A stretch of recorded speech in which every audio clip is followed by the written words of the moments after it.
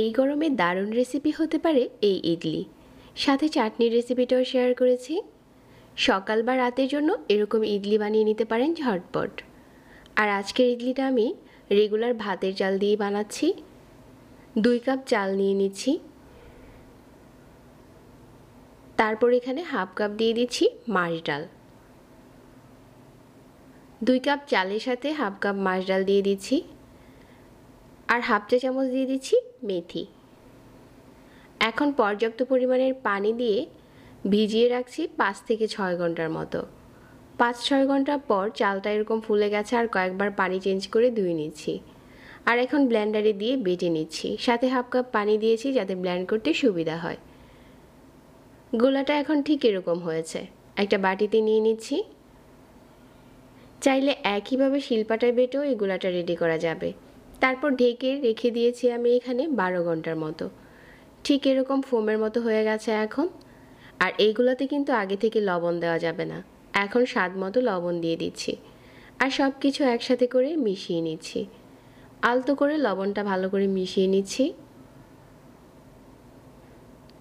আর গোলার ঘনত্বটা দেখেই বুঝতে পারবেন ঠিক এরকম হয়েছে। তার মানে এখানে আর পানি দিতে হবে না, গোলাটা একদম ঠিক আছে। ইডলি বানানোর জন্য নিয়েছি এরকম ছোট ছোট বাটি, যাতে উঠাতে সুবিধা হয় এজন্য একটু তেল ব্রাশ করে নিচ্ছি। এখন গোলাটা এই বাটির উপরে দিয়ে দিলাম। 1 চা চামচ করে দিয়ে দিচ্ছি। একটা পাত্রে পর্যাপ্ত পরিমাণের পানি ফুটিয়ে নিয়েছি। আর যে কোনো স্ট্রেনারে বসে ইডলিগুলো ভাপ দিতে পারবেন। এখন এই বাটিগুলো দিয়ে ঢাকনা দিয়ে ঢেকে দিচ্ছি। 5 মিনিট পরেই দেখা যাবে যে উপরটা এরকম ফেটে গেছে। তার মানে ইডলিটা হয়ে গেছে। চুলা থেকে নামিয়ে নিচ্ছি। আর ইডলির জন্য আমি এখন চাটনি রেডি করে নিচ্ছি। চাটনির জন্য কড়াই পরিমাণ মতো তেল দিয়ে দিলাম। 2টা দিয়ে দিলাম শুকনো মরিচ, হাফ চা চামচ দিয়ে দিলাম আস্ত জিরা, 1/4 চা চামচ দিয়ে দিলাম রাঁধুনি। তারপর এখানে আদা আর রসুন কুচি আর পেঁয়াজ কুচি দিয়ে দিচ্ছি। এগুলো দিয়ে একটু লাল করে ভেজে হাফ চা চামচ দিয়ে দিলাম লাল মরিচের গুঁড়া। আর এখানে দিয়ে দিচ্ছি হাফ চা চামচ ধনিয়ার গুঁড়া আর 1/4 চা চামচ হলুদ গুঁড়া। এই গুঁড়া মশলাগুলো দেওয়ার পর এখানে টমেটোটা দিয়ে দিচ্ছি। টমেটোটা দিয়ে ভালো করে নেড়েচেড়ে মিশিয়ে নিচ্ছি। আর স্বাদ মতো দিয়ে দিচ্ছি লবণ। তারপর 1 কাপ পানি দিয়ে দিচ্ছি। এই পানিতেই টমেটোটা ভালো করে সিদ্ধ হয়ে গেছে। আর এখন গরম থাকা অবস্থাতেই ভালো করে ম্যাশ করে নিচ্ছি। চাটনিতে আর কোনো মশলা লাগবে না, এভাবে করে চাটনিটা বানাতে পারবেন। এই চাটনিটা খেতে দারুণ মজার হয়।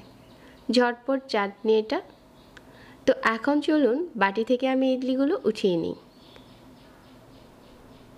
একটা সাইড থেকে এভাবে করে ঘুরিয়ে নিলেই ইডলিটা উঠে যায়। এখন একটা বাটিতে চাটনিটা পরিবেশন করে নিচ্ছি। খুব স্বাস্থ্যকর উপায়ে বানানো হয়ে গেল ইডলি। এটা রাতের খাবার বা চাইলে সকালের নাস্তার জন্য বানাতে পারেন। আশা করছি আজকের রেসিপিও সবার ভালো লেগেছে। সবাইকে আবার অনেক ধন্যবাদ জানিয়ে এখানেই বিদায় নিচ্ছি। আল্লাহ হাফেজ।